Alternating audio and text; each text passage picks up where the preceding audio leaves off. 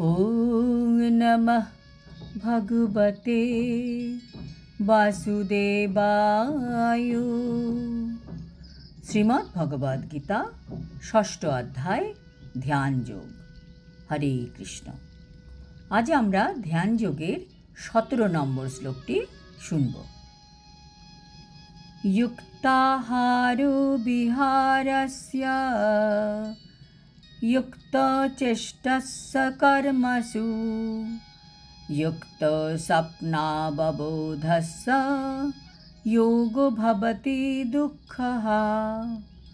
অনুবাদ: যিনি পরিমিত আহার ও বিহার করেন, পরিমিত প্রয়াস করেন, যার নিদ্রা ও জাগরণও নিয়মিত, তিনি যোগ অভ্যাসের দ্বারা সমস্ত জড় জাগতিক দুঃখের নিবৃত্তি সাধন করতে পারেন।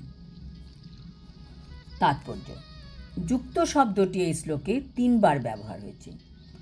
যুক্ত মানে কি? নিয়ন্ত্রিত। সব কিছুই আমাদের নিয়ন্ত্রিত বা কন্ট্রোলের মধ্যে করতে হবে। আমাদের সকলের জন্য এই শ্লোকটি যথেষ্ট শিক্ষণীয়। যারা অষ্টাঙ্গ যোগী অথবা ভক্তিযোগী, সবার জন্য আমাদের দৈনন্দিন যে আমাদের অভ্যাস বা হ্যাবিটস, এইগুলিকে কন্ট্রোলে রাখতে হবে। যেমন আহার, নিদ্রা, ভয়, মৈথুন, এগুলি হচ্ছে দেহের প্রবৃত্তি, যা পশুদেরও থাকে আবার মানুষেরও থাকে। এদের সংযত না করতে পারলে এরা যোগ অনুশীলনের উন্নতি সাধনে বাধা সৃষ্টি করতে পারে।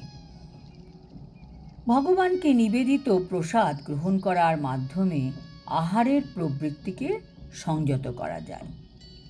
ভগবদ গীতা অনুসারে ভগবান শ্রীকৃষ্ণকে অন্ন, শাক সবজি, ফল, ফুল, দুধ ইত্যাদি নিবেদন করা যায়। কাজেই একজন কৃষ্ণ ভাবনাময় ভক্ত মানুষের খাওয়ার অযোগ্য জিনিস, অর্থাৎ যা সত্ত্বগুণের শ্রেণীভুক্ত নয়, এমন খাদ্য বর্জন করার শিক্ষালাভ দেওয়া হয়। কৃষ্ণ ভক্ত সর্বদাই তার কৃষ্ণ ভাবনাময় কর্তব্য পালন করতে তৎপর। তাই তিনি প্রয়োজনের অতিরিক্ত নিদ্রাও যান না, আর উপভোগকে মস্ত বড় ক্ষতি বলে মনে করেন। অব্যর্থ কালাত্মম। কৃষ্ণভক্ত শ্রীকৃষ্ণের সেবা না করে একটি মুহূর্ত নষ্ট করতে চান না। তাই তিনি ঘুমিয়ে সময় নষ্ট করেন না। খুব ভোরে উঠে ভগবানের সেবা করে, শাস্ত্র অধ্যয়ন করে প্রসাদ বানানো ইত্যাদি কাজে সারাদিন নিজেকে ব্যস্ত রাখেন। এই বিষয়ে আদর্শ হচ্ছেন শ্রীল রূপ গোস্বামী, যিনি সর্বদাই কৃষ্ণ ভাবনায় আবিষ্ট থাকার ফলে কেবলমাত্র 2 ঘন্টার জন্য নিদ্রা যেতেন। কখনো কখনো আবার তাও হতো না।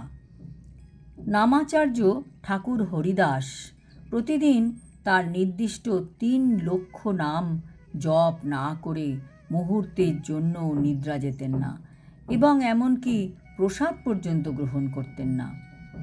কৃষ্ণ সেবা ছাড়া কৃষ্ণ ভক্ত আর কোনো কর্মই করেন না। তাই তার প্রতিটি কর্মই সংযত এবং ইন্দ্রিয় তৃপ্তির কলুষ থেকে মুক্ত। যেহেতু কৃষ্ণ ভক্তের ইন্দ্রিয় তৃপ্তির বাসনা থাকে না, তাই তার জড় সুখ ভোগের কোনো অবকাশও নেই। যেহেতু তিনি সারাদিন যা কর্ম করেন, যা বাক্য ব্যবহার করেন, যতটুকু শরীরের জন্য প্রয়োজন ততটাই নিদ্রা যান, যতক্ষণ জাগরণ করতে হবে ততক্ষণ করেন। এক কথায় তার দৈহিক কার্যকলাপ সুনিয়ন্ত্রিত। তাই একজন কৃষ্ণ ভক্ত কখনোই জড় জাগতিক ক্লেশ ভোগ করেন না। আজ এই পর্যন্ত। আগামী শ্লোকে আমরা জানতে পারব কখন একজন যোগীকে যোগযুক্ত বলা হয়। হরি ওম তৎসৎ। হরে কৃষ্ণ।